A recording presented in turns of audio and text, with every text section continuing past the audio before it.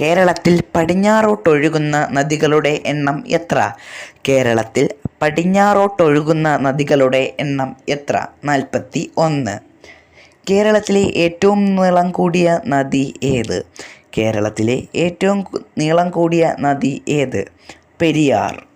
കേരളത്തിലെ ഏറ്റവും തെക്കേ അറ്റത്തുള്ള നദി ഏത്? കേരളത്തിലെ ഏറ്റവും തെക്കേ അറ്റത്തുള്ള നദി ഏത്?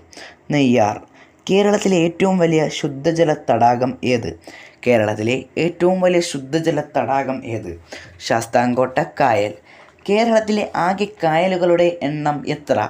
കേരളത്തിലെ ആകെ കായലുകളുടെ എണ്ണം എത്ര? 34. കായലുകളുടെ രാജ്ഞി എന്നറിയപ്പെടുന്നത്?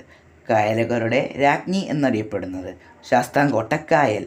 നെഹ്റു ട്രോഫി വള്ളംകളി നടക്കുന്ന കായൽ ഏത്? നെഹ്റു ട്രോഫി വള്ളംകളി നടക്കുന്ന കായൽ ഏത്? പുന്നമടക്കായൽ. തലയാർ എന്നറിയപ്പെടുന്ന നദി ഏത്? തലയാർ എന്നറിയപ്പെടുന്ന നദി ഏത്? പാമ്പാർ. കേരളത്തിൽ ഏറ്റവും കൂടുതൽ വനപ്രദേശമുള്ള ജില്ല ഏത്?